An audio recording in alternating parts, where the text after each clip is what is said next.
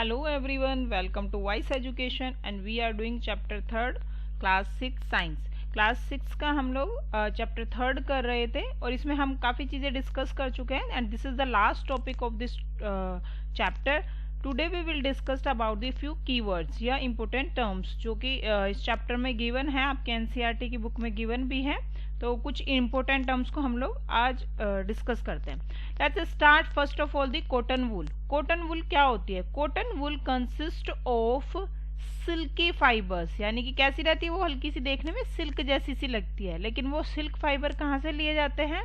वो लिए जाते हैं आपके, किससे लेते हैं हम लोग? कॉटन प्लांट से।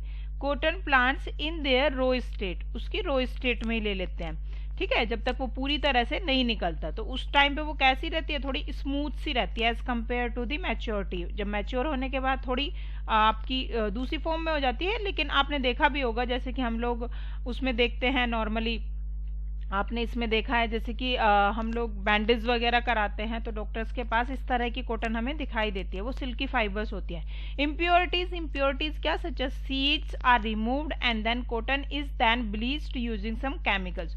कुछ केमिकल्स को यूज करके उसको ब्लीच कर लिया जाता है, इसलिए वो बहुत ज्यादा व्हाइटिश भी दिखाई देती है। और जो वो केमिकल्स होते हैं वो कौन से हो सकते हैं आपके? हाइड्रोजन पेरोक्साइड हो सकते हैं या फिर सोडियम हाइपोक्लोराइट होता है। आपको नेम याद रखना है, ठीक है, नहीं रख सकते तो इट्स ओके। एंड स्टेलाइज्ड, स्टेलाइज का मतलब होता है उसको स्टेलाइजेशन कराना, यानी कि जर्म्स जो उसके अंदर अगर प्रेजेंट है तो उसको कंप्लीटली रिमूव करा देना। क्योंकि बेसिकली ये जो कॉटन यूज होती है वो हम लोग किस में यूज करते हैं? इंजरी वगैरह में यूज करते हैं, ब्लीडिंग रोकने के लिए यूज करते हैं। और अगर पहले ही इंजरी हो रखी है और हम कोई भी ऐसी चीज वहां पर ट्रांसफर कर दे जिसके अंदर जर्म्स प्रेजेंट है तो उसमें तो इन्फेक्शन और ज्यादा हो जाएगा, इसलिए उसको स्टेलाइज करा लिया जाता है और फिर उसकी पैकिंग कर दी जाती है अच्छे से, कि जिससे कि उसके अंदर कोई भी जर्म्स प्रेजेंट ना हो। This is the cotton wool, ठीक है।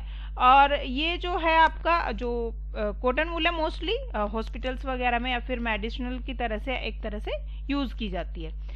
नेक्स्ट जो है फैब्रिक। फैब्रिक होता है woven material is called fabric, या you can say the cloth. Cloth को भी हम फैब्रिक कह सकते हैं। वूवन मटेरियल क्या होता है? वूवन यानी कि जो हमने गूंथ दिया है, जिसमें कि हमने काफी सारे फाइबर्स को एक जगह इकट्ठा करके कुछ फॉर्मेशन कर दिया है, कुछ एक टाइप का बड़ा सा कंपोनेंट बना दिया है, तो एक टाइप का क्लोथ बना दिया है, उसको हम लोग बोलते हैं fabric. Next is fibre. Thread like animal और plant tissue is called a fibre. We have discussed in detail in the last videos. अगर आपको और डिटेल में पढ़ना है तो आप लास्ट वीडियोस अच्छे से देख सकते हो, तो वहां पे आपको और चीजें क्लियर हो जाएंगी। ये तो जस्ट कीवर्ड्स है, मतलब एज अ डेफिनेशन की फॉर्म में या वन लाइनर आंसर में आपको देना होता है कि ये टर्म्स को आप लोग समझाइए, जैसे कि आपके एग्जाम पॉइंट ऑफ व्यू से काफी अच्छी होती है। या फिर आपके एमसीक्यूज में रख देते हैं कि आपको ये गिवन होगा, thread like animal and plant tissue is cold dash करके, और फिर ऑप्शंस दे दिया आपको फैब्रिक्स, फाइबर्स या फिर आपका यार्न। तो इसमें से कौन सा ऑप्शन सही होगा? तो उसमें भी ये आपकी हेल्पफुल होती है।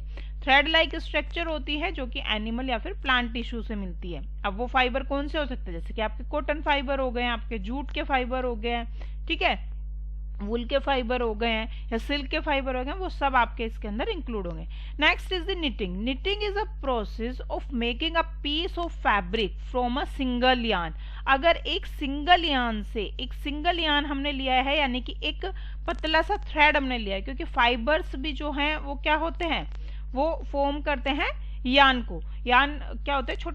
छोटे से फाइबर से मिलकर बने हुए होते हैं। तो जो यार्न होते हैं उससे एक सिंगल से अगर निटिंग की जा रही है या एक पीस बनाया जा रहा है क्लॉथ का या फैब्रिक का, उसको हम लोग निटिंग बोलते हैं। Spinning the process of making yarn from fibres, ठीक है। तो उसमें क्या होता है? काफी सारे फाइबर्स अगर लिए हुए हैं, फॉर्मेशन हो रही है किसकी? यार्न की फॉर्मेशन हो रही है। यार्न की फॉर्मेशन हो रही है किससे? फाइबर से। काफी सारे फाइबर से मिलकर बनता है यार्न, उसको हम लोग क्या बोलते हैं? स्पिनिंग बोलते हैं। क्लियर?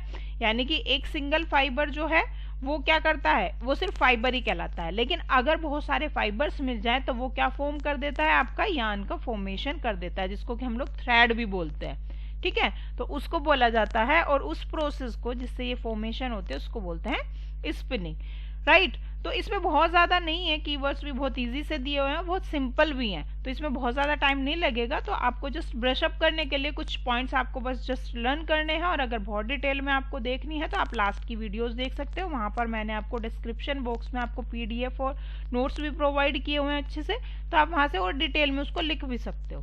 वीविंग क्या होता है? The process of arranging 2 sets of yarn. कितने सेट्स लेने हैं? 2 सेट्स ऑफ यार्न, 2 सेट लेने हैं यार्न के, together to make a fabric is called weaving. देखो निटिंग और वीविंग में क्या डिफरेंस है? निटिंग जो है वो किससे हो रही है? एक सिंगल यार्न से फॉर्मेशन हो रहा है, जबकि जो वीविंग हो रही है वो किससे हो रही है? 2 सेट्स ऑफ यार्न से। उनको टुगेदरली क्या करा जा रहा है? एक तरह से निटिंग ही की जा रही है, लेकिन कितने लिए? 2 सेट्स ऑफ यार्न लिए हैं, फिर कई बार उससे ज्यादा भी कलर के ले सकते हैं। Together to make a fabric is called the weaving, इसको वीविंग बोलते हैं। अब यार्न क्या होता है? Yarn is an assembly of fibre, ये हमने पहले भी डिस्कस किया, अगेन स्टार्टिंग में ही ये डेफिनेशन हमने की थी। असेंबली ऑफ फाइबर्स यानी बहुत सारे फाइबर्स असेंबल होकर के, इकट्ठा होकर के क्या बनाएंगे? आपका यार्न बनाएंगे। दे आर लेड और ट्विस्टेड टूगेदर, वो क्या होंगे? एक साथ मिक्सअप हो जाएंगे, एक दूसरे में ट्विस्ट भी हो सकते हैं या फिर सीधी ही फॉर्म में अरेंज हो सकते हैं, to form a continuous strand, और जिसको हम लोग क्या बोलते हैं?